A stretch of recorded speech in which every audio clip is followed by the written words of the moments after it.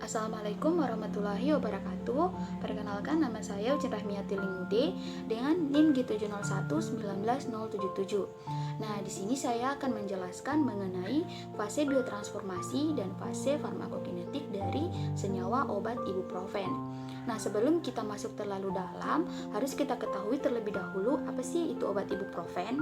Nah, obat ibuprofen ini merupakan derivat asam propionat dan merupakan golongan non-steroid anti-inflamatori atau NSAID dengan sifatnya sebagai analgesik dan sebagai antipiretik. Nah, menurut Biopharmaceutical Classification System atau BCS, obat ibuprofen ini termasuk ke dalam golongan 2, di mana obat yang masuk pada golongan 2 ini memiliki tingkat kelarutan yang rendah dan memiliki permeabilitas yang tinggi. Nah, selain itu, obat ibuprofen ini memiliki nama kimia yakni 2,4-isobutyl fenilpropionat dengan rumus molekulnya itu C13H18O2 dan berat molekulnya itu 206,28 gram per mol. Selain itu, obat ibuprofen ini memiliki nilai pH yakni 4,39 dan nilai pK-nya itu 5,2. Nah, selain itu, menurut sifat fisikokimia dari obat ibuprofen ini memiliki pemerian yakni putih atau hampir putih, kemudian serbuk kristal atau kristal berwarna, dan memiliki kelarutan yaitu praktis tidak larut dalam air, mudah larut dalam aseton, dalam diklormetan dan kloroform, serta sukar larut dalam etil asetat. Nah, berarti dari situ bisa kita simpulkan bahwa obat ibuprofen ini merupakan obat yang lipofilik atau yang nonpolar.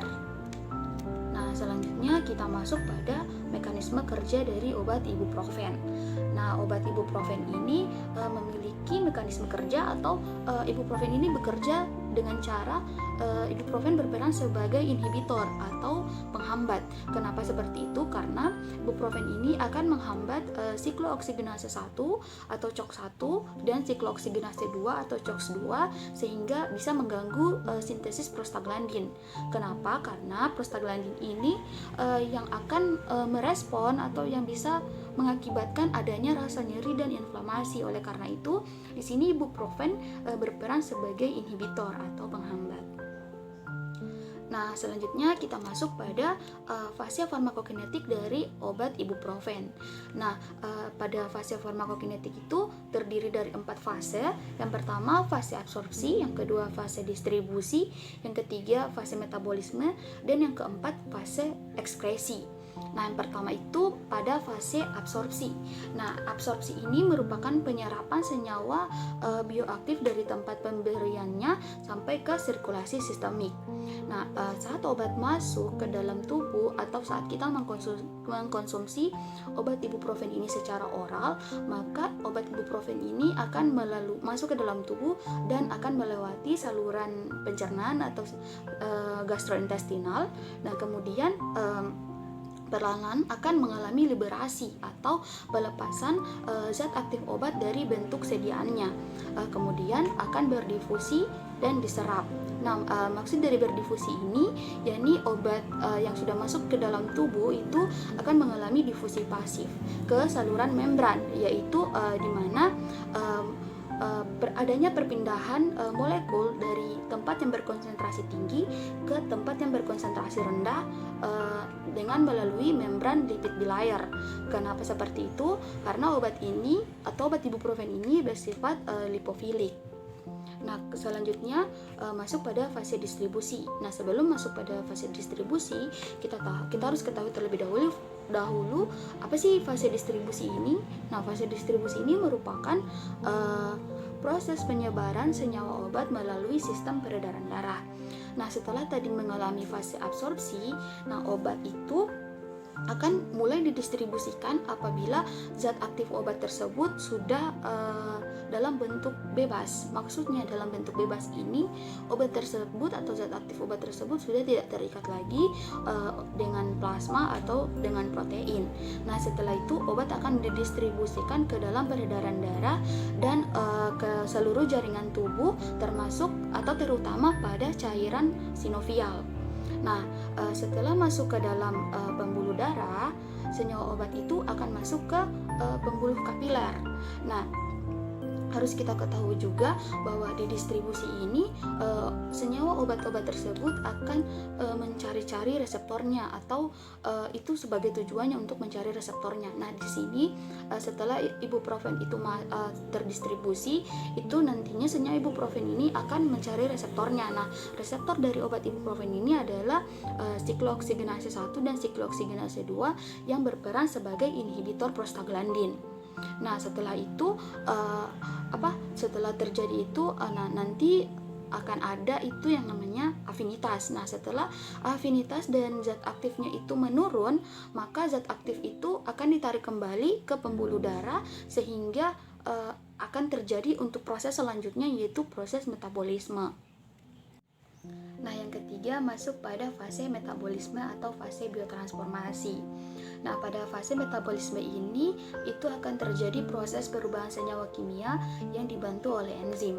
Nah, pada fase ini terjadi lagi dua reaksi, yakni reaksi fase 1 dan reaksi fase 2. Nah, pada reaksi fase 1 terjadi lagi reaksi, yakni reaksi oksidasi, reduksi, dan hidrolisis. Dan pada fase 2 terjadi reaksi konjugasi, reaksi metilasi, dan reaksi asetilasi. Nah, ibuprofen ini itu dimetabolisme di hati dan menghasilkan beberapa senyawa metabolit seperti asam propionik fenilhidroksipropil dan asam propionik fenilkarboksi. Nah, sebelum itu harus kita ketahui terlebih dahulu bahwa pada metabolisme ini kan ada dua fase, fase 1 dan fase 2. Nah, tidak semua obat itu bisa melewati fase 1 atau tidak masuk pada fase 1, tapi ada obat yang langsung ke fase 2 tanpa harus ke fase 1 terlebih dahulu. Rata-rata obat yang ke fase 1 ini atau yang melewati fase 1 terlebih dahulu itu adalah obat yang bersifat lipofilik atau yang nonpolar, sedangkan yang langsung ke fase 2 itu rata-rata obat yang bersifat hidrofilik atau yang lebih polar. Nah, di sini seperti saya jelaskan di awal bahwa ibuprofen itu bersifat nonpolar atau lipofilik. Jadi, ibuprofen ini akan melewati fase 1 terlebih dahulu, baru kemudian akan masuk ke fase 2. Nah, pada fase 1, senyawa obat ibuprofen ini mengalami oksidasi atau penambahan gugus OH, seperti yang tadinya hanya 1 OH itu akan menjadi 2 OH, 3 OH. Nah, senyawa yang dihasilkan itu ada 3, yaitu 2 OH ibuprofen, 3 OH ibuprofen, dan karboksi ibuprofen. Nah, setelah itu pada fase ini senyawa tersebut menjadi tidak aktif dan diubah menjadi senyawa metabolit. Nah, kemudian karena sudah berangsur-angsur polar, maka masuk ke fase yang kedua, yaitu pada fase ini terjadi yang namanya konjugasi atau penambahan gugus. Nah, pada fase ini ibuprofen itu mengalami glukoronidasi atau penambahan gugus glukoronat.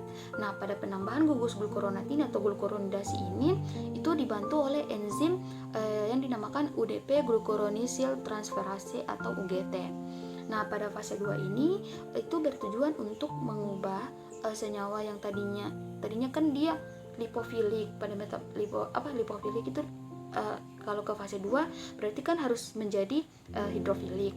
Nah, jadi senyawa yang tadinya lipofilik itu kan sudah berangsur-angsur menjadi senyawa yang hidrofilik. Nah, karena itu kan tadi senyawa ibuprofen pada fase 2 itu ditambahkan gugus glukoronat. Nah, pada gugus glukoronat ini karena ada gugus-gugus OH, itulah yang menyebabkan senyawa ibuprofen ini menjadi lebih polar sehingga bisa dilanjutkan ke fase selanjutnya, yaitu fase ekskresi.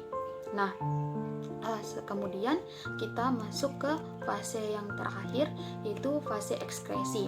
Nah, pada fase ekskresi ini itu adalah pengeluaran sisa-sisa atau pengeluaran zat sisa obat dari dalam tubuh melalui organ-organ ekskresi seperti ginjal, empedu.